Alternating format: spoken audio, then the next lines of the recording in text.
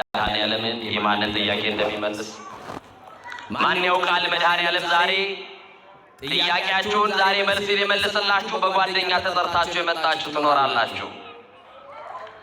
ድንገት እግረ መንገዳችሁን የገባችሁ ተሳልሜ እመለሳለሁ ብላችሁ ድንገት የተቀመጣችሁ ትኖራላችሁ። የዘመናት ጥያቄን የሚመልሰው እግዚአብሔር የተዘበራረቁትን የኑሯችን ጉዳይ የሚሰበስብልን እግዚአብሔር እንደ ሰው የነገርነውን አይደለም። ዝምታን የሚሰማው እግዚአብሔር በዝምታችሁ ውስጥ ያለውን ጩኸት መድኃኔዓለም ይስማ። ለሰው ያልነገራችሁትን ለሰው ያላማከራችሁትን በር ዘግታችሁ የምታለቅሱበትን ማንንም የማያውቅልን ጉዳይ መድኃኔዓለም ያውቃል። ለብቻችን የምንጨናነቅበትን ጉዳይ ጣራ እየቆጠርን የምናድርበትን ጉዳይ አማኑኤልና እኛ እንተዋወቃለን። እንዴት አይነት የመከራ ሌሊት እንደምናሳልፍ እንዴት አይነት የኑሮ መንገሽገሽ ውስጥ ኑሮ እንዳንገሸገሸን ወጥቶ መግባቱ እንደሰለችን እንዴት አይነት አጣብቂኝ ሕይወት ውስጥ እንዳለን ሰው ያውቅልንም። ማን ግን ያውቃል? ስልጣን የማይፈታውን የሚፈታው መድኃኔዓለም፣ ገንዘብ የማይፈታውን የሚፈታው መድኃኔዓለም፣ ቤተ ዘመድ ተሰብስቦ የማይፈታልንን የሕይወታችንን እንቆቅልሽ የሚፈታ እግዚአብሔር፣ ድብቅ ጸሎታችንን የሚያውቅ እግዚአብሔር፣ እንቅድመ ሕሊና ኩሎ ያምር የተባለ እግዚአብሔር፣ ከሀሳብ አስቀድሞ የሚያውቀው እግዚአብሔር ዛሬ ማን ያውቃል የማንን ቋጠሮ እንደሚፈታ? ዛሬ ተረኛው ማን ይሆን? የዘመናት ጥያቄን በቅጽበት የሚመልሰው እግዚአብሔር፣ ለጥያቄያችን መልስ የሆነው አማኑኤል ዛሬ ነገራችንን በእሱ አስደግፈን መልስ አልባ የሆነው ጥያቄያችን መልስ አግኝቶ በደስታ ወደ ቤታችን እንድንሄድ መድኃኔዓለም ይርዳል። ዛሬ እኔና እናንተ ለሁለት አምላክ ለሁለት ጌታ እንበረከካለን። አንዱ እግዚአብሔር ነው፣ ሌላኛው ገንዘብ ነው። አንዱ እግዚአብሔር ነው፣ ሌላኛው ስልጣን ነው። አንዱ እግዚአብሔር ነው፣ ሌላኛው ዝናችን ላይ ነን። ወገኖቼ የተደገፋችሁት ሁሉ የሸምበቆ ክምር ነው። ተንዶ ሳይሰብራችሁ ተንዶ ሳይጎዳችሁ የተደገፋችሁትና የያዛችሁትን ነገር ለቃችሁ አማኑኤል ላይ ብቻ ተደገፉ። ማን ያስደግፋል? ኧረ ንገሩኝ፣ ማን ያስደግፋል? ብትደገፉት ክንዶ የማይዝል ማን ብቻ ነው? ኧረ ለአማኑኤል ክብር ይሁንለት ለመድኃኔዓለም። እሱ ብቻ በማለዳ እግዚአብሔር ላይ አያጉረመርምም። እንዲህ ነው የሚለው፣ እንዴት እንደተደግፎ እንደተነሳ ያውቃል። ታውቃላችሁ? እንዴት እንደተኛችሁ ግን እንደተነሳችሁ አታውቁም። በእንቅልፍ እንዴት አይነት ዓለም ውስጥ እንደነበራችሁ አታውቁም፣ አታስተውሉም። ደግፎ ያነቃችሁ ማን ነው? ወጥታችሁ ለመግባታችሁ ዋስትናችሁ ማን ነው? ተኝተን ለመነሳታችን ዋስትናችን ማን ነው? እኛ እኮ እርግጠኛ ነን አይናችንን የምንከድነው አማኑኤል ስላለ ብቻ ነው። እውነት አስት ዙሪያችንን ካዳመጥ ነው አይን የማያስከድን ነገር አለ። ግን መድኃኔዓለም ምናምን አይናችንን እንከድናለን። እሱም ደግሞ ታምኖ ሌሊቱን አንግቶ ደግፎ ያነቃናል። ደግፎ ላነቃችሁ ለአማኑኤል ክብር ይሁን። አቤቱ እንደ ቸርነት መጠን ማረኝ ይላል። እንደምን መጠን? እንደምን መጠን? እንደ ቸርነት መጠን ማረኝ፣ መተላለፌን ደምስስልኝ፣ አንተን ብቻ በደልኩ፣ በፊትህም ክፉ ስራ ሰራው እያለ በእግዚአብሔር ፊት ለፊት ኃጢአቱን ያምናል። ዛሬ እኮ ራሳችን በጽድቅ ወንበር ላይ ኮፈሰን እንመለሳለን። ነጭ ለብሰን እንመጣለን፣ ነጭ ለብሰን እንሄዳለን። ውስጣችን ግን እንደቆሸሸ ነው። ውስጣችን ግን አልጸዳም። ሐሜት አለ ውስጣችን፣ ጥላቻ አለ ውስጣችን፣ መለያየት አለ ውስጣችን፣ መከፋፈል አለ ውስጣችን፣ ዘረኝነት አለ ውስጣችን፣ ብሔርተኝነት አለ ውስጣችን፣ ጎሰኝነት አለ ውስጣችን። ሰፊ ሀገር ይዘን መንደር ወርደናል። እንዲህ ባለ ቆሻሻ ማንነት ውስጥ ነጭ ያለበሰን ከክብራችን የተነሳ አይደለም። ነጭ ያለበሰን አማኑኤል እንደ ምሕረቱ ብዛት ነው። አማኑኤል ሸፍኖልን ነው። መድኃኔዓለም ከድኖልን ነው እንጂማ ስራችን በእግዚአብሔር ፊት ቢገለጥ ኃጢአትን ብትታቀብ እግዚኦ እግዚኦ መኑ ይከውን ቅድሜከ አይደል ያለው? ኃጢአትን ብትጠባበቅ በፊት ማን ይቆማል እኮ ነው ያለው።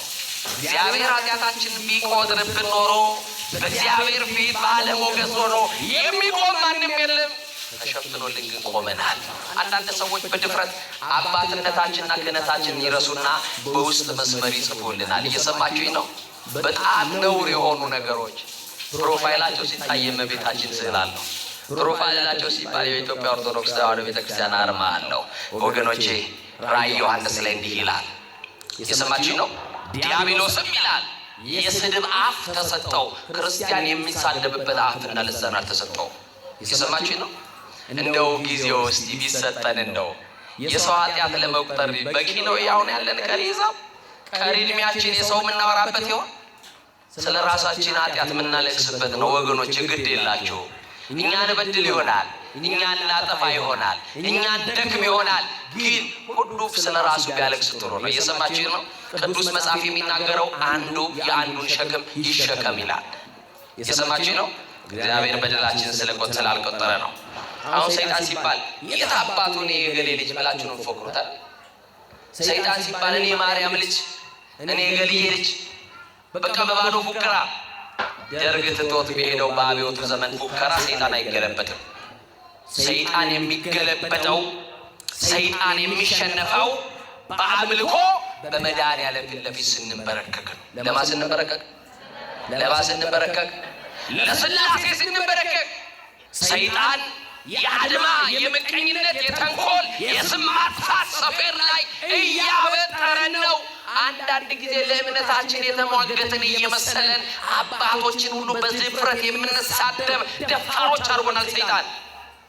ለቤተ ክርስቲያን የተቆረቆርን እየመሰለን ግን አይምሰላችሁ፣ ቤተ ክርስቲያንን እያፈረስናት ያለነው እኛው ነን። ለቤተ ክርስቲያን ጠላት እኛ ነን የሆነው።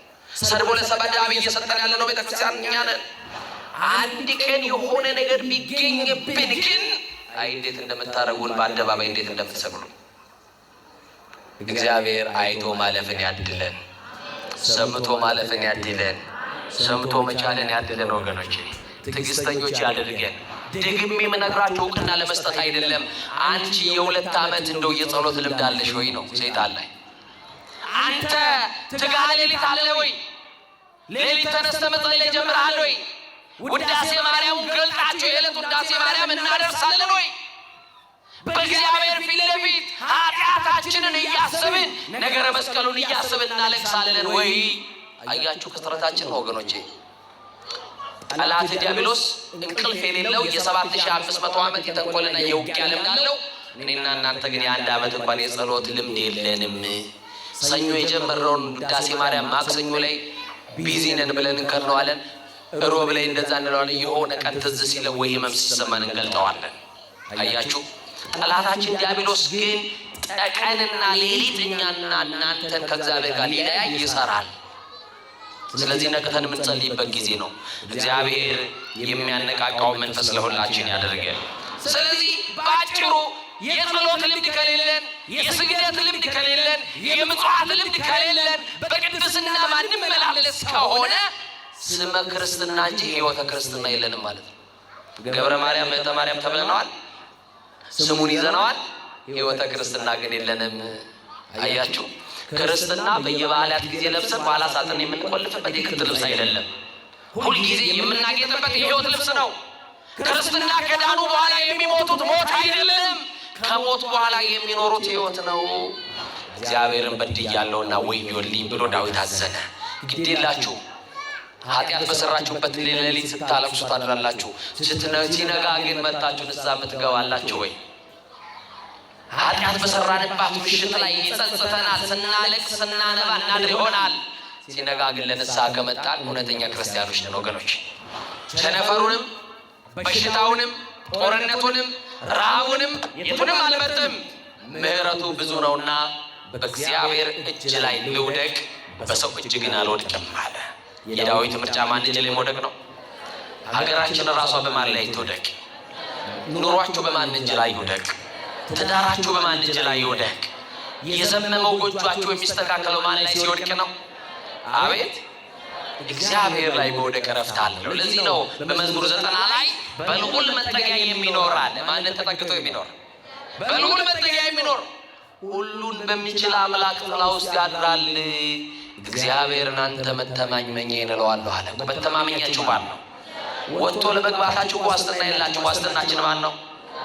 ተኝተን ለመነሳታችን ዋስትናችን ማን ነው? እግዚአብሔር ሆይ በድያለሁና ፊትህን መልስ ብሎ ወደ እግዚአብሔር ጮኸ። እግዚአብሔርም የምሕረት ፊቱን መለሰ። የምሕረት ፊቱን ይመልስልን። የምሕረት ፊቱን መለሰ። ሰይፈ መዓቱን መዞ የነበረውን መልአክ እንዲህ አለው፣ ከእንግዲህ በቃ አለው። ለኢትዮጵያውያን ከእንግዲህ ስደቱን በቃ ይበለን። ለኢትዮጵያውያን ጦርነቱን እግዚአብሔር ከእንግዲህ በቃ ይበለን። ከእንግዲህ ለኢትዮጵያውያን መለያየቱን በቃ ይበለን። ጥላቻውን በቃ ይበለን። መከፋፈሉን መገዳደሉን እግዚአብሔር በቃ ይበለን።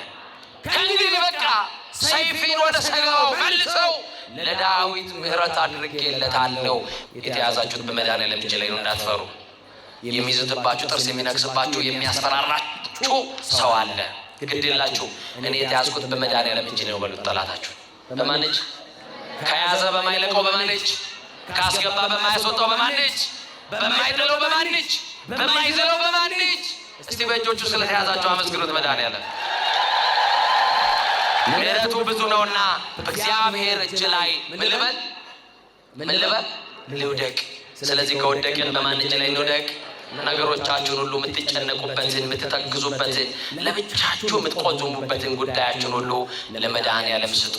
እሱ ችግራችሁን ያቀላል። ትከሻችሁ ላይ ያለውን ቀንበር ሊያነሳላችሁ የታመነ ነው። በስመ አብ ወወልድ ወመንፈስ ቅዱስ አሃዱ አምላክ ዘላለም ሥላሴ።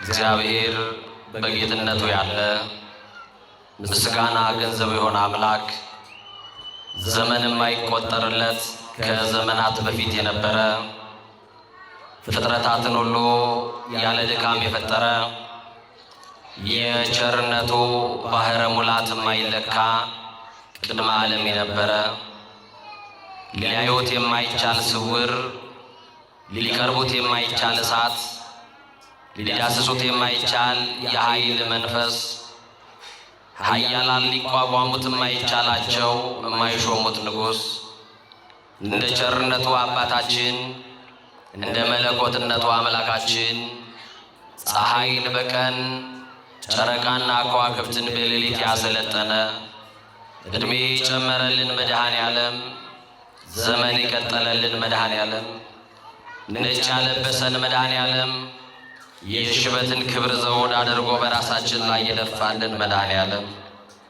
በማያኖሩ ሰዎች መካከል የሚያኖረን መድኃኔዓለም ወጥተን ስንገባ ተኝተን እስክንነሳ የማይለየን መድኃኔዓለም በአደባባይ የነበረው ታሪካችንን በጓዳ የከተተልን መድኃኔዓለም ገመና ሸፋኝ ጓዳ ከታች ከባት ያበሳ የሆነው የድንግል ልጅ አካላዊ ቃል ኢየሱስ ክርስቶስ ለስም አጠራሩ ክብርና ምስጋና አምልኮና ውዳሴ ለገናናው ስሙ ይሁን።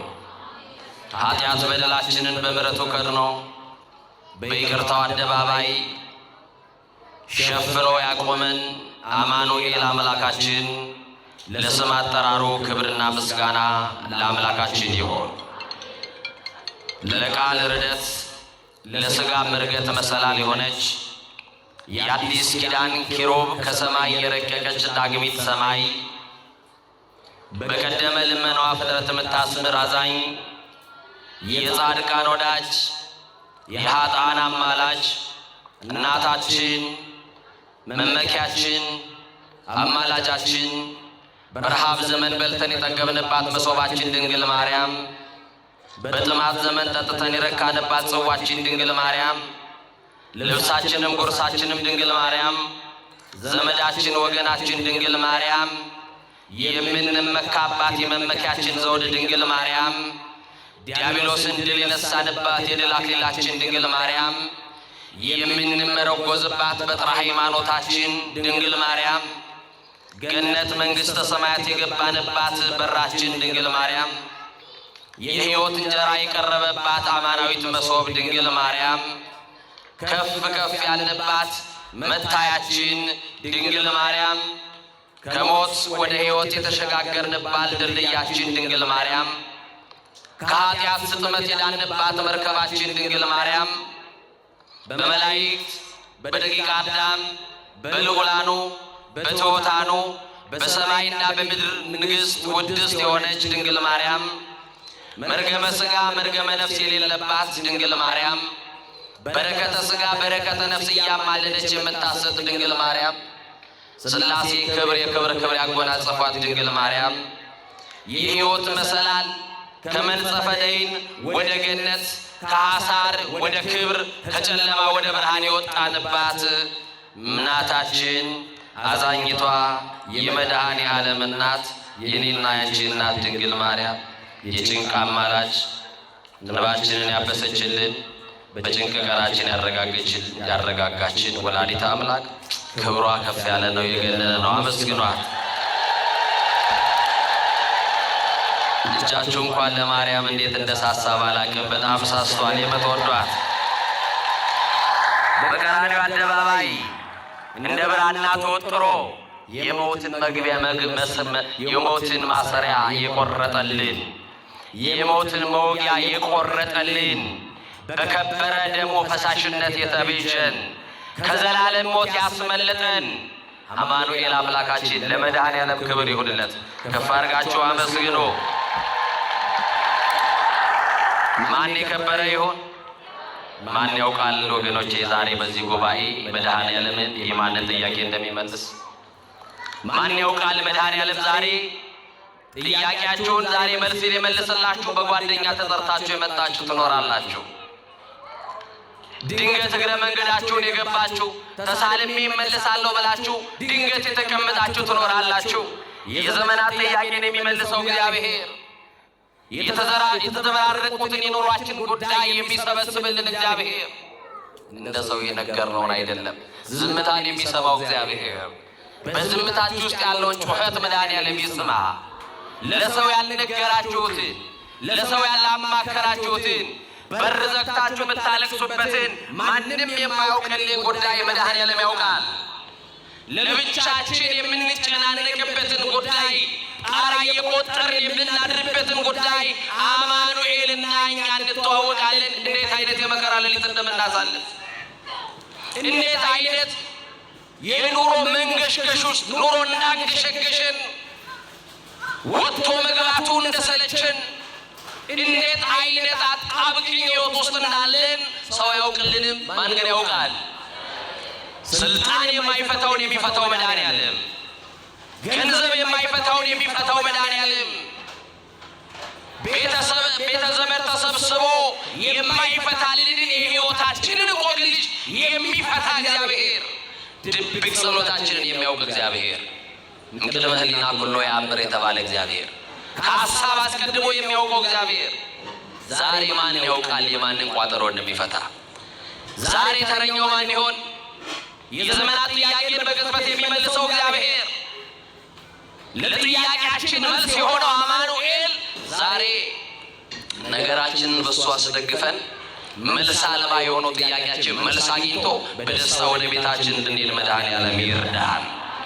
ሊቃውንት ለአእምሮ ዋዘኞች ለጆሮ እግዚአብሔር ደግሞ ለልብ ይናገራል።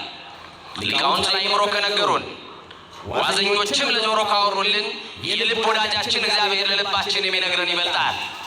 ከአለት በላይ የጠነከረው ልባችንን በፍቅሩ መዶሻ ሰብሮ የሚረባንን የሚጠቅመንን የሚያስተምረን እግዚአብሔር እናንተን አስቀምጦ ከሁላችሁ የማንሰውን እኔን ታናሹን ከፊታችሁ አቆሞ የረቀቀውን አጉልቶ የራቀውን አቅርቦ ምስጢር ገልጦ ጌታ መንፈስ ቅዱስ ሁላችንንም ያስተምረን። የትምህርታችን መነሻ የምናደርገው በአንደኛ ዜና መዋዕል ምዕራፍ 21 ቁጥር 13 ላይ ያለውን መለኮታዊ ሐሳብ በማንሳት ይሆናል። ቃሉ እንዲህ ይላል፣ ምሕረቱ ብዙ ነውና በእግዚአብሔር እጅ ላይ ልውደቅ ይላል። እስቲ ከኔ ጋር በሉ፣ ምሕረቱ ብዙ ነውና በሉ። በጣም ብዙ ሕዝብ ነው ያለውና እንደው አስቸገረን እንዳትሉ በማርያም እህቶች እስቲ እናንተ እስቲ በሉ ቀደሙና ወንዶች ዝም በሉ። ምሕረቱ ብዙ ነውና አያችሁ፣ እንደ ንብ ነው ድምጻቸው እንዳትበለጡ ኋላ እናንተ ስሙ በደንብ። ምሕረቱ ብዙ ነውና በሉ እስቲ። በእግዚአብሔር እጅ ላይ ልውደቅ። ምኑ ብዙ ነውና? እሺ ወንድሞች ይቀጥሉ። ምሕረቱ ብዙ ነውና ኧረ እነሱ አስተበለጠ መሰለኝ አዳላ እንዳትሉኝ። ምሕረቱ ብዙ ነውና በእግዚአብሔር እጅ ላይ ልውደቅ።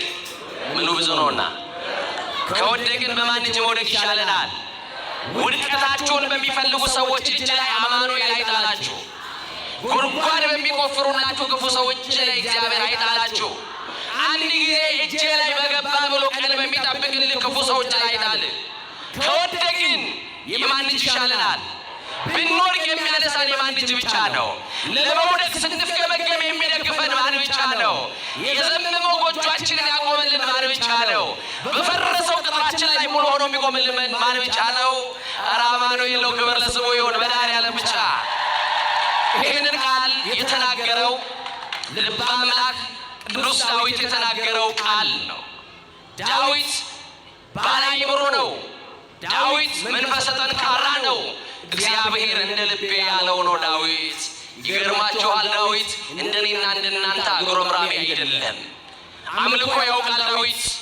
ለማን እንደሚበረከክ ለማን እንደሚገዛ ጠንቅቆ ያውቃል። ወገኖቼ ዛሬ እኔና እናንተ ለሁለት አምላክ ለሁለት ጌታ እንበረከካለን።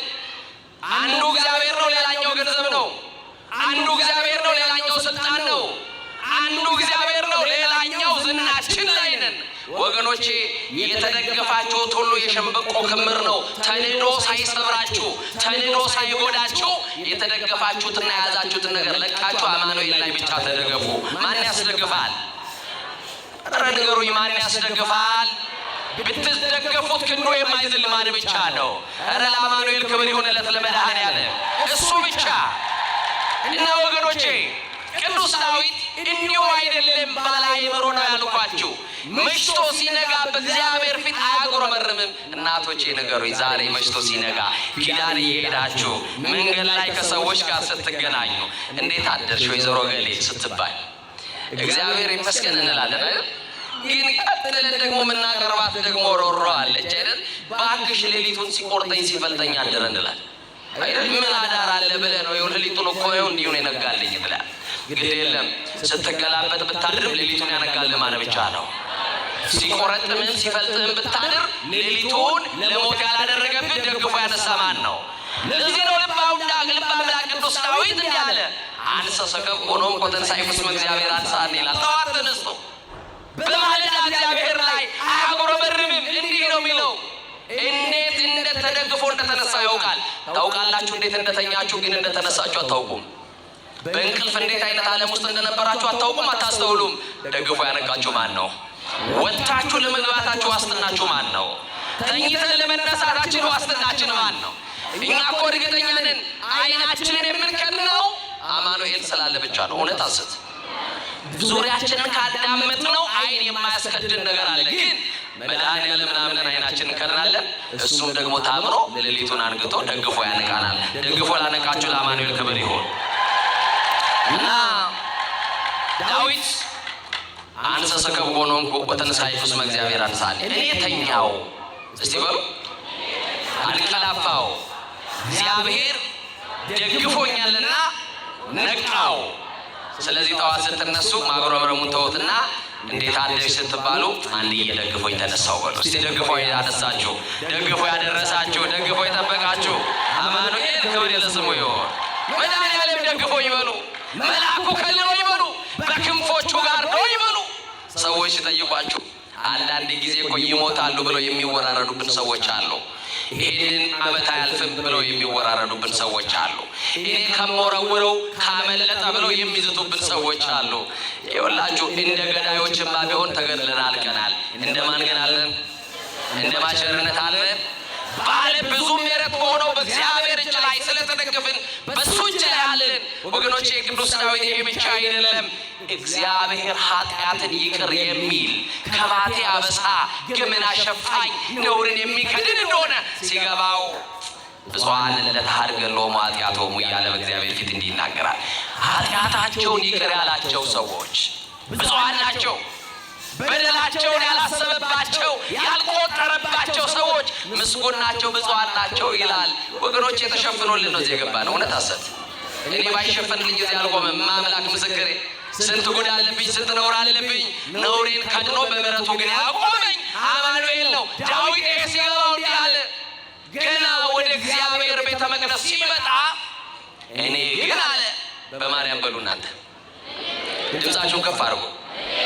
በምሕረት ብዛት ወደ ቤት እገባለሁ። በምን ብዛት? አረ ንገሩኝ፣ በምን ብዛት?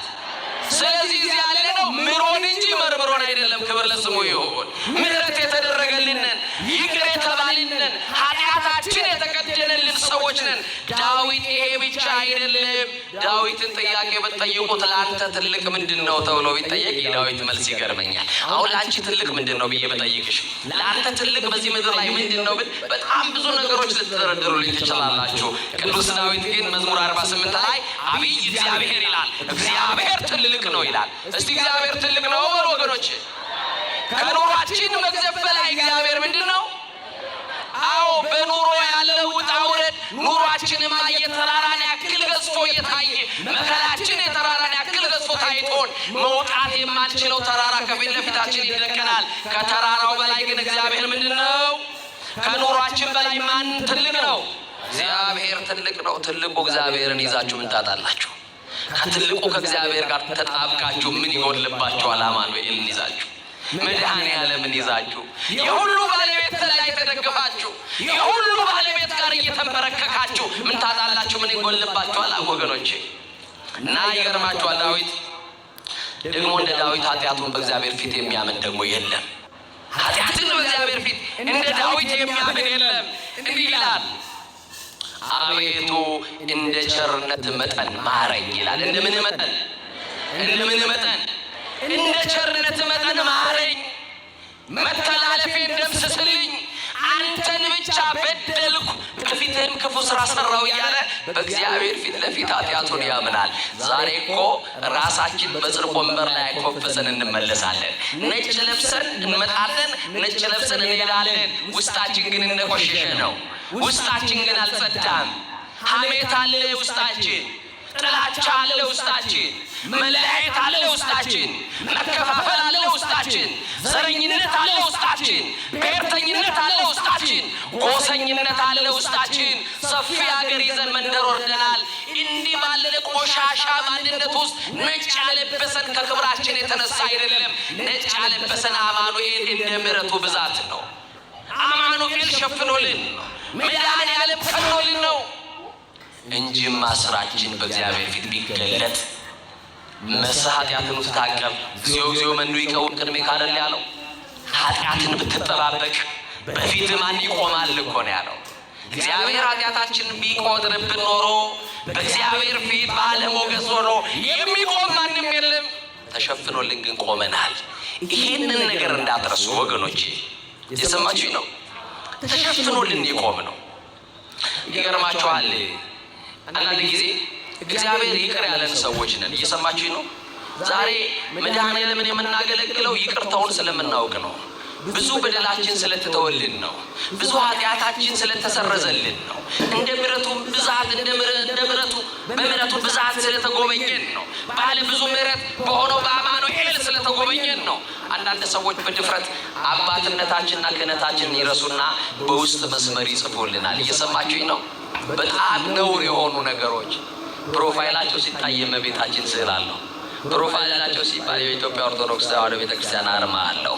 ወገኖቼ ራእይ ዮሐንስ ላይ እንዲህ ይላል። የሰማችሁኝ ነው? ዲያብሎስም ይላል የስድብ አፍ ተሰጠው፣ ክርስቲያን የሚሳደብበት አፍና ልሳን አልተሰጠውም። የሰማችሁኝ ነው?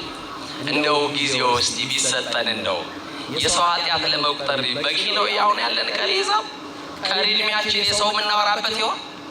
ስለ ራሳችን ኃጢአት የምናለቅስበት ነው ወገኖች። ግድ የላችሁ። እኛን በድል ይሆናል፣ እኛን ላጠፋ ይሆናል፣ እኛን ደክም ይሆናል። ግን ሁሉ ስለ ራሱ ቢያለቅስ ጥሩ ነው። እየሰማችሁ ነው? ቅዱስ መጽሐፍ የሚናገረው አንዱ የአንዱን ሸክም ይሸከም ይላል። እየሰማችሁ ነው? እግዚአብሔር በደላችንን ስላልቆጠረ ነው። ሌላው ቅዱስ ዳዊት ሕመም ሲሰማው እንዲህ ብሎ ይጸልያል። እስቲ ሕመም ሲሰማችሁ ምን ብላችሁ ምጸልዩ? እሰይ የኔ እናት ምን አሉ እናታችን? የሰማችሁ ንገሩኝ። አቤት ተሳለኒ እግዚኦ ተሳለኒ ይላል ቅዱስ ዳዊት። ማረኝ አቤቱ ማረኝ ይላል። እስቲ ሁላችሁ ማረኝ ነው። አቤቱ ማረኝ ነው። በቃ እኮ ትልቅ ጸሎት ነው። አልጋ ያላዝን በሽተኞች ነን፣ መድኃኒዓለም ይማረን እና ማረኝ እያለ በእግዚአብሔር ፊት የሚጸልየው ልበ አምላክ እንደ ልቤ የተባለው ቅዱስ ዳዊት እግዚአብሔርን አሳዘነው ይላል። ማንን አሳዝነው? ወገኖቼ ወዳጃችሁ ስታሳዝኑ፣ ወንድማችሁ ስታሳዝኑ፣ ምናልባት አባቶቻችሁን ይዛችሁ ወንድሜን በድያለሁ፣ አሳዝኛለሁ፣ ይቅር ባብሉኝ፣ አስታርቁኝ፣ ሸምግሉኝ ትሉ ይሆናል። ከመድኃኔዓለም ብትጣሉ ግን ወዴት ነው የምትሄዱት? መሄጃ አለን? ዳዊት ኃጢአት ሠራ፣ እግዚአብሔርን አሳዘነው። ምንድነው ዳዊት የሠራው ኃጢአት ካላችሁ በተነሳንበት የትምህርት ክፍል አንደኛ ዜና መዋዕል ምዕራፍ 21 ቁጥር 1 ጀምረን እናነባለን። እንዲህ ብሎ ይጀምራል። እኔ ጋር ናችሁ? ሰይጣን በእስራኤላውያን ላይ ተነሳሳ ብሎ ይጀምራል። የታባቱ የመናት እስቲ ጥሩት። ሰይጣን በሉ እስቲ። በእስራኤላውያን ላይ ምን ነው ጥሩት ስላልኩ ፈራችሁ እንዴ? በእስራኤላውያን ላይ ተነሳሳ። ልክ ዛሬ በኢትዮጵያውያን ላይ እንደተነሳሳው ማለት ነው። ልክ በአንድነታችን ላይ እንደተነሳሳ፣ በአብሮነታችን ላይ አመድ ሊበትን እንደተነሳው፣ ሊከፋፍለን እንደተነሳው፣ ሊነጣጥለን እንደተነሳው፣ ፓርቲሽን እያካፈለ እንዳጣላን፣ ቋንቋችንን ሊያደበላልቅብን ዛሬ ኢትዮጵያውያን የድሮ ኢትዮጵያውያን ነን። የድሮ ነው ፍቅራችን፣ የድሮ ነው መተማመናችን፣ የድሮ ነው መዋደዳችን። እንደ ድሮ ጎረቤት ሄዳችሁ ቁርስ ትበላላችሁ። የአንዱ ጎረቤት ቁርስ ከተበላ የሌላኛው ቤት ምሳ የሚበላበት ኢትዮጵያ እኮ ነበረ። በር ዘግቶ መብላቱን ማን አስተምሮ ነው ኢትዮጵያውያን? ሻክቶ የሚደፋ እህል ላይ ስስታም ያደረገን እንዴት ያለው አጋንንት ያገኘን ነው ወገኖች። እና ወገኖቼ ሰይጣን በእስራኤላውያን ላይ ተነሳሳ ካለ በኋላ ዝቅ ብላችሁ ስታነቡ ዳዊትንም ቀሰቀሰው ይላል። ልብ አድርጉ። ማንን ቀሰቀሰው? ማንን ቀሰቀሰው? ዳዊትን ቀሰቀሰው። በትጋት እያገለገለ ያለውን ለጥፋት ይቀሰቅሳል። ሰይጣን ክፉ ነው። ታማኙን ለተንኮል ይቀሰቅሰዋል፣ ለአድማ ይቀሰቅሰዋል። ሰይጣን ክፉ ነው። ጻድቁን ለዝሙት ይቀሰቅሰዋል። ሰይጣን ክፉ ነው። አሁን በዚህ መድረክ ላይ ስለ ሰይጣን እውቅና እየሰጧችሁ እንዳልሆነ ትረዱኛላችሁ። ሰማችሁኝ? አሁን ሰይጣን ሲባል የት አባቱ እኔ የገሌ ልጅ ብላችሁ ነው ትፎክሩታል። ሰይጣን ሲባል እኔ የማርያም ልጅ፣ እኔ የገልዬ ልጅ፣ በቃ በባዶ ፉከራ። ደርግ ትቶት በሄደው በአብዮቱ ዘመን ፉከራ ሰይጣን አይገለበጥም። ሰይጣን የሚገለበጠው፣ ሰይጣን የሚሸነፈው በአምልኮ በመድኃኔዓለም ፊት ለፊት ስንበረከክ ነው። ለማን ስንበረከክ? ለማን ስንበረከክ? ለሥላሴ ስንበረከክ። አያችሁ፣ እንደ ተጻፈው እንደ እግዚአብሔር ቃል መኖር ያልቻለ ሰው ታዲያ ሰይጣን ላይ ምን ፉከራ ቢያወጣበት? በቴሌቪዥን መስኮቶች እያየን ዛሬ ውጉት እየተባለ ወጋ ነው እንደሚባል የሚወጋ ነገር የለም። እየሰማ ነው አይደል? አዎ። ዳዊት ብርቱ ነው። ዳዊት እግዚአብሔር የወደደው እንደ ልቤ የተባለ ሰው ነው። የሰይጣን ዓላማ ምንድን ነው ካላችሁ፣ ዳዊትን የቀሰቀሰው ለምንድን ነው ካላችሁ፣ ከእግዚአብሔር ጋር ሊያጣላው። የሰማችሁ ነው አይደል? ሊያጣላው። የወንድሞች ከሳሽ የተባለው አቧል ሐሰት የተባለው ሰይጣን፣ ምንም እውነት የሌለበት የሐሰት አባት ሰይጣን ዳዊትን ቀሰቀሰው። ለርኩሰት ይቀሰቅሳል፣ ለዝሙት ይቀሰቅሳል፣ ሰው ለመግደል ይቀሰቅሳል፣ ለሐሜት ይቀሰቅሳል፣ ለጥፋት ይቀሰቅሳል፣ ለስርቆት ይቀሰቅሳል። ብቻ ዳዊትን ቀሰቀሰው። በጆሮው የሆነ ነገር ሹክ አለው። የሰማችሁ ይናል። በሉቃስ ወንጌል ምዕራፍ 19 ላይ በጣም የሚገርመኝ ቃል አለ። የክብር ባለቤት ለስም አጠራሩ ክብር ምስጋና ይግባውና መልአካችን መድኃኒታችን ኢየሱስ ክርስቶስ ደቀ መዛሙርቱ ተኝተው እያለ ቀሰቀሳቸውና እንዲህ አላቸው። ከኔ ጋር ናችሁ? ሰይጣን እንደ ስንዴ ሊያበጥራችሁ ለመነኝ አላቸው። ማን? ፈራችኋል? አይዟችሁ። የመድኃኔዓለም ደግሞ ምን ይፈራል? እስቲ ሰይጣን በሉ። እንደ ስንዴ ሊያበጥራችሁ ለመነኝ፣ እኔ ግን በሉ እምነታችሁ እንዳይጠፋ ከለከልኩላችሁ። አሁንም አበጣሪውን መንፈስ ይከልክልልን። የዝሙቱ ሰፌር ላይ እንዳያበጥረን ይከልክልልን። የክፋቱ ሰፌር ላይ እንዳያበጥረን ይከልክልልን። የአድማ ሰፌር ላይ እንዳያበጥረን ይከልክልልን። የተንኮል ሰፌር ላይ እንዳያበጥረን አበጣሪውን መንፈስ ይከልክልልና። ስንዴ እንዴት እንደሚበጠርና ፈጭ ታውቃላችሁ አይደለም? እንዴት የታረሳችሁ እንደምትመልሱት መከራውን አሳይታችሁ እንደምትመልሱት ሰፌር ላይ ታውቁታላችሁ። ይኸው ሰይጣን ዛሬ እንደ ስንዴ እያበጠረን ነው የዝሙቱ ሰፌር ላይ። ወጣቶች ንስሐ ግቡ። ሰይጣን የአድማ የምቀኝነት የተንኮል የስም ማጥፋት ሰፌር ላይ እያበጠረን ነው። አንዳንድ ጊዜ ለእምነታችን የተሟገትን እየመሰለን አባቶችን ሁሉ በድፍረት የምንሳደብ ደፋሮች አድርጎናል ሰይጣን። ለቤተ ክርስቲያን የተቆረቆርን እየመሰለን ግን አይምሰላችሁ፣ ቤተ ክርስቲያንን እያፈረስናት ያለነው እኛው ነን። ለቤተ ክርስቲያን ጠላት እኛ ነን የሆነው። ሰድቦ ለሰባዳቢ እየሰጠን ያለነው ቤተ ክርስቲያን እኛ ነን። ኃጢአት ስንሰራ በደል ሲንሰራ ወደ ካህናት ጋር እንሄዳለን ራሳችን ልናሳይ። ለአንድ አባት ንስሐ ነግራችሁት ያ አባት እስኪሞት ድረስ በልቡ ይዞ በልቡ መቃብርነት ኃጢአታችሁን በሆዱ መቃብርነት ቀብሮ ይሞታል። የሰማችሁ ነው አይደል? አንድ ቀን የሆነ ነገር ቢገኝብን ግን አይ እንዴት እንደምታረጉን በአደባባይ እንዴት እንደምትሰቅሉ። እግዚአብሔር አይቶ ማለፍን ያድለን፣ ሰምቶ ማለፍን ያድለን፣ ሰምቶ መቻልን ያድለን። ወገኖቼ ትዕግስተኞች ያድርገን እና ዳዊትን ቀሰቀሰው። አሁን በዚህ ውስጥ የስንት ዓመት የጸሎት ልምድ እንዳላችሁ ጥያቄ ጠይቃቸዋለሁ። መልሱን መልሱ ራሳቸው። ንስሐ ከገባሽ ስንት ዓመት ሆነሽ? መቁረብ ከጀመርክ ስንት ዓመት ሆነክ? ቤተ መቅደስ ገብተህ ማስቀደስ ከጀመርክ ስንት ዓመት ሆነ? ሰዓታት መቆም ከጀመርክ፣ ማህሌት መቆም ከጀመርሽ፣ ኪዳን እያስቀደሽ የኪዳኑን ጸሎት ከተካፈልሽ ስንት ዓመት ሆነሽ? ጫማ ወልቆ ቤተ መቅደስ ከገባ ስንት ዓመት ሆነ? ሰይጣን የ7500 ምናምን ዓመት የውጊያ የተንኮል የክፋት ልምድ አለው። አሁን ማወራላችሁ እንደ ተራ የምታዩትን የሰማችሁ ነው። የስንት ዓመት ከቆጠራችሁት አዳምና ሔዋንን ካሳሳተበት የ7500 ዓመት የውጊያ የበረቱትን እንዴት አድርጎ እንደጣለ እናውቃለን። ታማኞቹን እንዴት አድርጎ እንደጣለ እናውቃለን። ደግሜ የምነግራችሁ እውቅና ለመስጠት አይደለም። አንቺ የ2 ዓመት እንደው የጸሎት ልምድ አለሽ ወይ ነው ሰይጣን ላይ። አንተ ትጋት ሌሊት አለ ወይ? ሌሊት ተነስተህ መጸለይ ጀምረሃል ወይ? ውዳሴ ማርያምን ገልጣችሁ የዕለት ውዳሴ ማርያም እናደርሳለን ወይ? በእግዚአብሔር ፊት ለፊት ኃጢአታችንን እያስብን ነገረ መስቀሉን እያስብን እናለቅሳለን ወይ? አያችሁ ክስረታችን ወገኖቼ። ጠላት ዲያብሎስ እንቅልፍ የሌለው የ7500 ዓመት የተንኮልና የውጊያ ልምድ አለው። እኔና እናንተ ግን የ1 ዓመት እንኳን የጸሎት ልምድ የለንም። ሰኞ የጀመረውን ውዳሴ ማርያም ማክሰኞ ላይ ቢዚ ነን ብለን እንከርነዋለን። ሮብ ላይ እንደዛ እንለዋለን። የሆነ ቀን ትዝ ሲለው ወይ ህመም ሲሰማን እንገልጠዋለን። አያችሁ ጠላታችን ዲያብሎስ ግን ቀንና ሌሊት እኛና እናንተን ከእግዚአብሔር ጋር ሊለያይ ይሰራል። ስለዚህ ነቅተን የምንጸልይበት ጊዜ ነው። እግዚአብሔር የሚያነቃቃው መንፈስ ለሁላችን ያደርጋል። ስለዚህ በአጭሩ የጸሎት ልምድ ከሌለን፣ የስግደት ልምድ ከሌለን፣ የምጽዋት ልምድ ከሌለን፣ በቅድስና ማንመላለስ ከሆነ ስመ ክርስትና እንጂ ህይወተ ክርስትና የለንም ማለት ነው። ገብረ ማርያም እህተ ማርያም ተብለናል፣ ስሙን ይዘነዋል። ህይወተ ክርስትና ግን የለንም።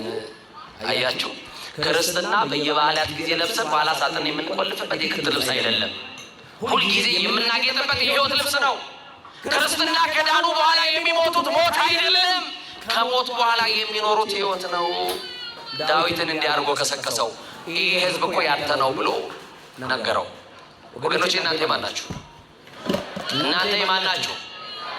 በእጁ ያበጃጀን ማን ነው? እኛ የማን የእጁ ስራዎች ነን? እኛ የእግዚአብሔር ሸክላዎች ከሆንን በእኔና በእናንተ ሰውነት የሚያዝ መድኃኔዓለም ብቻ ነው። እውነት አስብ፣ እውነት አስብ። ሰይጣን ክፋቱን አያችሁ።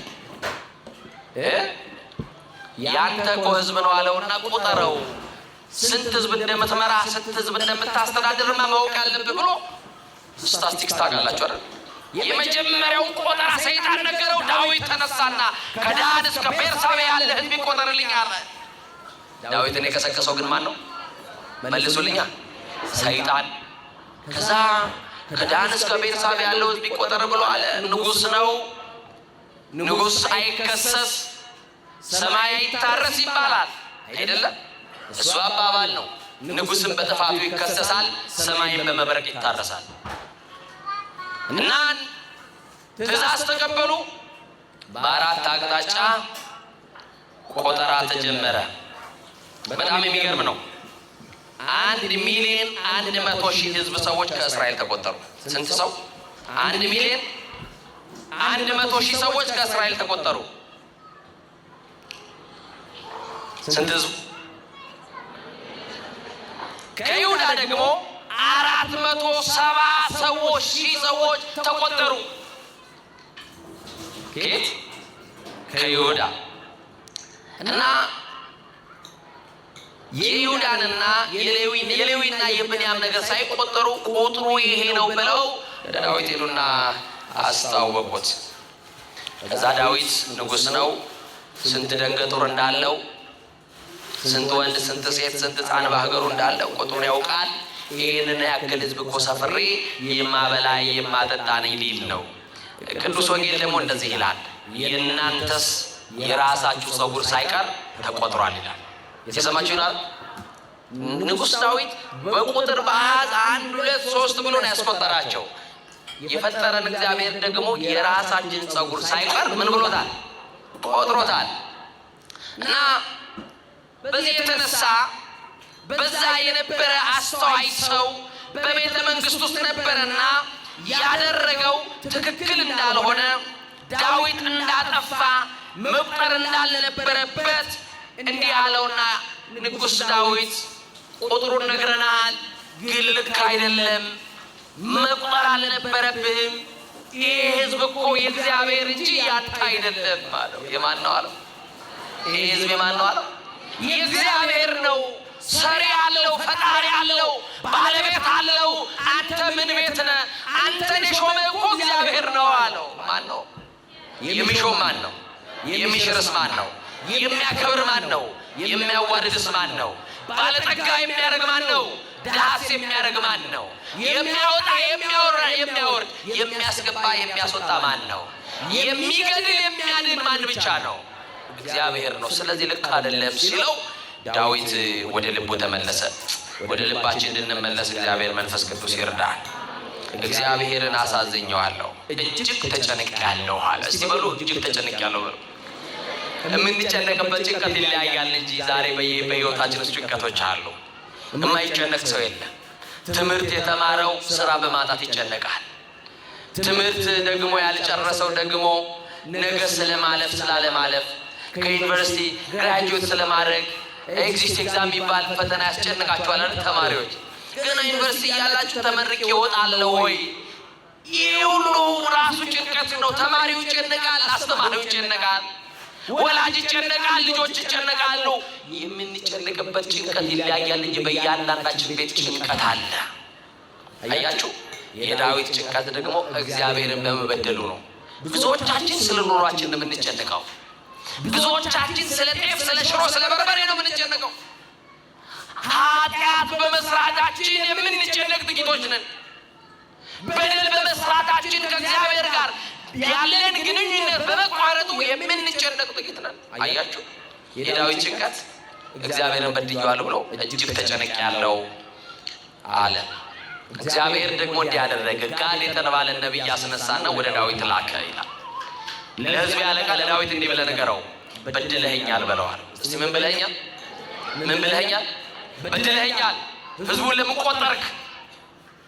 ሳኦል በፊት ያደረገውን ታውቃለህ። አንተስ እንዴት ታሳዝነኛለህ ብለህ ንገረው። አደርግብህ ዘንድ የቱን ትሻለህ ብለህ ንገረው አለው። ያ ነቢይ ከዋሻው ወጥቶ ወደ ዳዊት ሲመጣ እግዚአብሔር ለነቢዩ ለጋድ የተናገረው ነገር እንዳለ አስተዋለ። እግዚአብሔርን በድያለሁና ወዮልኝ ብሎ ዳዊት አዘነ። ግድ የላችሁ ኃጢአት በሰራችሁበት ሌሊት ስታለቅሱ ታድራላችሁ፣ ሲነጋ ግን መጥታችሁ ንስሐ ትገባላችሁ ወይ? ኃጢአት በሰራንባት ምሽት ላይ ይጸጽተናል። ስናለቅስ ስናነባ እናድር ይሆናል። ሲነጋ ግን ለንስሐ ከመጣን እውነተኛ ክርስቲያኖች ነን ወገኖች። እና ጋድ መጣ። ንጉሥ ሆይ እግዚአብሔር ወደ አንተ ልኮኛል፣ እጅግ ተቆጥቷል፣ እግዚአብሔር በድለኸኛል ብሏል። አደርግብ ዘንድ ሶስት ነገር በከተማህ አመጣለሁ የቱን ትሻለህ ከሶስቱ አንዱን ምረጥ አለው እግዚአብሔር። ዳዊት ምንድነው እግዚአብሔር የሚያደርግብኝ ብሎ የጋድን ንግግር ጠበቀ።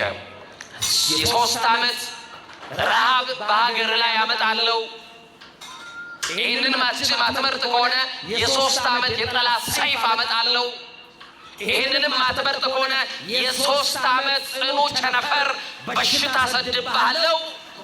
እነዚህ ከሶስቱ አደርግብህ ዘንድ የቱን ትሻለህ ምረጥ አለው። የቱን እንችለዋለን ምእመናን? አሁን ዛሬ በአመፅ ላይ አመፅ፣ በኃጢአት ላይ ኃጢአት እየደረብን፣ በርኩሰት ላይ ርኩሰት እየጨመርን እግዚአብሔር አደርግባችሁ የቱን ትሻላችሁ ቢለን የቱን እንላለን? ረሃቡን እንችላለን ወገኖቼ? ግድላችሁ መልሱ እንችላለን ወይ? ያው ከእግዚአብሔር የታዘዘውን ማን ይመልሰዋል ወገኖቼ? ማንም አይመልሰው። በሽታ ቢመጣ ከእግዚአብሔር ማን ይችለዋል? የዓለም ጠቢባን ቢረባረቡበት ከእግዚአብሔር የታዘዘውን ሰው አይፈውሰው።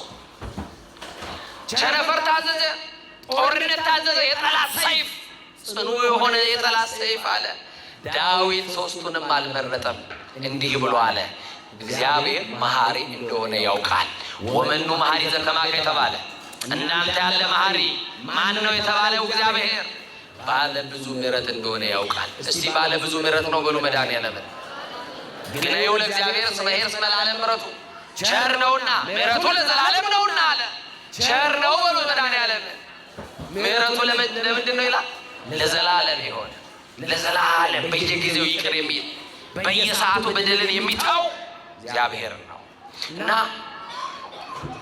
ዳዊት እንዲህ አለ፣ ቸነፈሩንም በሽታውንም ጦርነቱንም ረሃቡንም የቱንም አልመርጥም፣ ምሕረቱ ብዙ ነውና በእግዚአብሔር እጅ ላይ ልውደቅ፣ በሰው እጅ ግን አልወድቅም አለ። የዳዊት ምርጫ ማን እጅ ላይ መውደቅ ነው? ሀገራችን ራሷ በማን ላይ ትውደቅ? ኑሯችሁ በማን እጅ ላይ ይውደቅ? ትዳራችሁ በማን እጅ ላይ ይውደቅ? የዘመመው ጎጇችሁ የሚስተካከለው ማን ላይ ሲወድቅ ነው? አቤት እግዚአብሔር ላይ መውደቅ እረፍት አለው። ለዚህ ነው በመዝሙር 90 ላይ በልዑል መጠጊያ የሚኖር አለ። ማንን ተጠግቶ የሚኖር? በልዑል መጠጊያ የሚኖር ሁሉን በሚችል አምላክ ጥላ ውስጥ ያድራል። እግዚአብሔርን አንተ መተማመኛዬ እለዋለሁ አለ። መተማመኛችሁ ማን ነው? ወጥቶ ለመግባታችሁ ዋስትና የላችሁ። ዋስትናችን ማን ነው? ተኝተን ለመነሳታችን ዋስትናችን ማን ነው? ስለዚህ ዳዊት በአውደ ኦርና መስዋዕት ሰዋ፣ አለቀሰ። እግዚአብሔር ሆይ እባክህን ፊትህን መልስልኝ፣ ይቅርታ ፈጥኖ ይደረግልኝ፣ በድያለሁ፣ አሳዝኛለሁ አለና ወደ እግዚአብሔር ሲያለቅስ ከተማዋን ሊያጠፋ የታዘዘ ሰይፈ መዓቱን መዞ የነበረ ለጥፋት የተላከ መልአክ ነበረ ይላል። ያ መልአክ በአንድ ቀን በአንድ ሌሊት 70,000 እስራኤላውያን በተኙበት ሞተው አድረዋል። በዳዊት በደል የተነሳ ስንት ሺህ ሰዎች? 70,000 እስራኤላውያን። ቀባሪ ጠፋ። ሁሉ ቤት ሐዘን ሆነ። ዛሬ ሁሉ ቤት ለቅሶ አለ፣ ሁሉ መንደር ሐዘን አለ። ግን ለቅሶ ደራሽ የለም፣ አጽናኝ ግን የለም። እና ዳዊት በእኔ ኃጢአት የተነሳ ሕዝቤ እንዳያልቅ እግዚአብሔር ሆይ በድያለሁና ፊትህን መልስ ብሎ ወደ እግዚአብሔር ጮኸ። እግዚአብሔርም የምሕረት ፊቱን መለሰ። የምሕረት ፊቱን ይመልስልኝ። የምሕረት ፊቱን መለሰ። ሰይፈ መዓቱን መዞ የነበረውን መልአክ እንዲህ አለው፣ ከእንግዲህ በቃ አለው። ለኢትዮጵያውያን ከእንግዲህ ስደቱን በቃ ይበለን። ለኢትዮጵያውያን ጦርነቱን እግዚአብሔር ከእንግዲህ በቃ ይበለን። ከእንግዲህ ለኢትዮጵያውያን መለያየቱን በቃ ይበለን። ጥላቻውን በቃ ይበለን። መከፋፈሉን መገዳደሉን እግዚአብሔር በቃ ይበለን። ከእንግዲህ በቃ ሰይፊን ወደ ሰገባው መልሰው፣ ለዳዊት ምሕረት አድርጌለታለሁ ባለ ብዙ ምሕረት መሆኔን አምኖ። በነገራችን ላይ አንድ አባት እንዲህ ብሎ ይጽፋሉ፣ የሰው ልጅ የእግዚአብሔር የምሕረቱ ጥገኛ ነው ይላሉ። እስቲ የምሕረቱ ጥገኞች ነን በሉ። አሁን የተጠጋ ነው ምኑን ነው? ምሕረቱን ነው። ጠዋት በነበረኝ አገልግሎት ተናግሬያለሁ። ምናልባት ደግሜ ብናገረው ደስ ይለኛል። ቅዱስ ጴጥሮስን ታውቃላችሁ? ሊቀ ሐዋርያት ታውቁታላችሁ? ሊቀ ሐዋርያት ቅዱስ ጴጥሮስ በረከቱ ይደርብን። ያ የመንግስተ ሰማያት መክፈቻ የተሰጠው ቅዱስ ጴጥሮስ እና ቅዱስ ጴጥሮስ እንዲህ ለኢየሱስ ክርስቶስ አንድ ቀን በጣም ችኩል ስለነበረ ጥያቄ ጠየቀው። ቅዱስ ጴጥሮስ ጌታ ሆይ ንጉሥ እንደሆንክ አውቃለሁ። አማኑኤል ንጉሥ ነው አይደለም? መድኃኒዓለም ንጉሥ ነው አይደለም? ኢየሱስ ንጉሥ ነው አይደለም? ክርስቶስ ንጉሥ ነው አይደለም? ነው። በጣም የሚገርማችሁ ቅዱስ ዳዊት እግዚአብሔር እሰ ንጉሥ ውእቱ እምቅድመ ዓለም፣ እግዚአብሔር አስቀድሞ ከዓለም አስቀድሞ ንጉሥ ነው ብሎ ይናገርለታል። ንጉሥ ነው። በእጅ ብልጫ ያልተሾመ ንጉሥ፣ በጭብጨባ ያልተሾመ ንጉሥ፣ ሰማይና ምድር ሳይዘረጋ የነበረ ንጉሥ፣ ይሄን የሚታየውና የማይታየውን ዓለም አሳልፎ በንግስና ማማ ለብቻው የሚቀመጥ ንጉሥ አማኑኤል ነው፣ መድኃኒዓለም ነው። እና አማኑኤል የኔ ጌታ ንጉሥ እንደሆንክ አውቃለሁ። እኔ የማውቃቸው ነገስታቶች ደግሞ ቤተ መንግስት አላቸው፣ ዙፋን አላቸው፣ ወንበር አላቸው። አንተ እየተቀመጠ ነው በዓለምን የምትገዛው ብሎ ጴጥሮስ ጠየቀው ጌታ። የጴጥሮስ ጥያቄ ትክክል ነው። ጠየቀው በቃ ጌታ። ጴጥሮስ እኔ ዓለምን የት እንደማስተዳድር ብነግርህ ትገረማለህ፣ ና ላሳይህ አለውና መድኃኒዓለም እጆቹን ዘረጋ። የይቅርታ እጁን ይዘርጋልን፣ የምህረት እጁን ይዘርጋልን፣ የሰላም እጁን ይዘርጋልን፣ የበረከት እጁን ይዘርጋልን። ዘረጋለት ለጴጥሮስ እጆቹን እና እጁን ዘረጋና ወደ እጄ መዳፍ ተመልከት አለው። በአጭር ቁመት በጠባብ ደረት በሥጋ ማርያም የተገለጠው አንድዬ አማኑኤል ጎንበስ ብሎ ወደ እጆቹ መዳፍ ሲመለከት ዓለምን በሞላ አየ። እስክሪፕቶ በሰጣቸው በእጃችሁ ላይ ወርልድ ማፕ ወይም አፍሪካ ማፕ በስዕል በካርታ አሳዩ ብላችሁ እጃችሁ ይበቃል? ለስዕል ነው ይበቃል? ይበቃል። ምናልባት የኢትዮጵያን ካርታ ሳነሳችሁ እንዶ ጂኦግራፊ በደንብ ጎበዝ የሆናችሁ ሰዎች አይደለ ታሳዩኝ ይሆናል። እንደው ከዛ ውጭ አይሆንም። መድኃኒዓለም ለጴጥሮስ ሲያሳይ በካርታ አይደለም፣ በስዕል አይደለም። ዓለምን በመዳብ በመሃል እጁ አድርጎ አሳየው። ያው የዓለም ሕዝብ ለመድኃኒዓለም ግማሽና አልሞላም። የሰማችሁ ነው። ለካ ሲሰፍረን እንዲያርጉ ጨበጠናል። አያችሁ፣ አንዳንድ ቀን እያመጽንበት እንላለን፣ የጨበጠን ቀን ግን እፍኛ እንሆናለን። እና ጴጥሮስ ተገረመ። ወይኔ መድኃኒዓለም፣ ወይኔ ኢየሱስ የኔ ጌታ፣ ሳላውቅ አብሬ ከዋልክበት እውላለሁ፣ ካደርክበት አድራለሁ። ዓለምንማ እንደ እንቁላል ተንከባክበህ በእጅ እንደያዝክ መቼ አወቅኩኝ። የተያዛችሁት በመድኃኒዓለም እጅ ላይ ነው፣ እንዳትፈሩ። የሚይዝባችሁ ጥርስ የሚነክስባችሁ የሚያስፈራራችሁ ሰው አለ። ግድ የላችሁ፣ እኔ የተያዝኩት በመድኃኒዓለም እጅ ነው በሉት ጠላታችሁ። በማን እጅ? ከያዘ በማይለቀው በማን እጅ? ካስገባ በማያስወጣው በማን እጅ? በማይጥለው በማን እጅ? በማይዘለው በማን እጅ? እስቲ በእጆቹ ስለተያዛችሁ አመስግኑት መድኃኒዓለም። በመድኃኒዓለም እጅ። እና መድኃኒዓለም ለካ በእጅ ነው እንደ እንቁላል የተያዘ ነው ብሎ ጴጥሮስ ጠየቀው። አዎ እንግዲህ እንዳየው ነው ዓለም ሲለው፣ እባክህ ለአንድ ቀን ዓለምን ላስተዳድር ስጠኝ አለው። የሆነለት ይሆን? እንደው አንድ ቀን ቢሰጠው ጴጥሮስ ምን ሊያደርገን ይችል ይሆን? በዛ ላይ ችኩል ነው ብያቸዋለሁ። እንደው ለእናንተ ከእኛ መካከል ለአንዳችን አንድ ቀን ቢሰጠን እንደው ይህችን ዓለም አንድ ቀን ገልብጠናል ነው የምናድረው። እና እንኳን ዓለምን ቀበሌ ቢሰጠን ምን እንደምናደርገው እኮ እናውቃለን አይደለ? እና ይገርማችኋል ወገኖቼ፣ ጴጥሮስ ዓለምን ላስተዳድር ስጠኝ አልከኝ? አዎ የሸክላ ብርጭቆ ውስጥ ውሃ ሞልተህ ሂድና ና አለው። ጴጥሮስ ደስ አለው። ዓለምን ለአንድ ቀን ሊገዛ ነው። ውሃውን ካመጣው በኋላ ምኖ ወንዝ ወረደና ውሃ ቀርቶ መጣ። ምን ሊገዛ? ምን ሊሰጠው በእጁ? ዓለም። ከዛ በኋላ ደስ ብሎት ጌታዬ ይኸውና አምጥቻለሁ በል ስጠኝ አለው። ኢየሱስ ቀጠልና እንዲህ አለው፣ በል ጴጥሮስ ጠጣው አለው። ምን በለው? ምን በለው? ውሃ ጠማኝ ብሎታል። በቃ ስጠጣው ነው የሚሰጠኝ ብሎ ጠበቀና ጴጥሮስ ቸኩሎ ሊጠጣ አፉ ላይ ሲያስቀምጥ እፍ አለበት መድኃኒዓለም። ጴጥሮስ አንቀላፋ። ምን አለ? አንቀላፋ።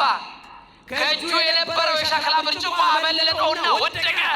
ሸክላ ብርጭቆ ከመሬት ሲወድቅ ድምፅ አለው። ከሽ የሚለው ድምፅ ከእንቅልፉ አነቀው። ጴጥሮስ ሲነቃ ውሃውን ጠጥቶታል። አየህ ጴጥሮስ አለው፣ እኔ ዓለምን የማስተዳድረው ስለማላንቀላፋ ነው። ለአንተም አንድ ቀን ብሰጥ በእንቅልፍ ገልብጣ ታድር ነበረ አለው። ያልጠፋ ነው ከምሕረቱ የተነሳ ነው ብላችሁ አመስግኖት። ምሕረቱ ብዙ ነውና በእግዚአብሔር እጅ ላይ ምን ልበል ልውደቅ። ስለዚህ ከወደቅን በማን እጅ ላይ እንውደቅ?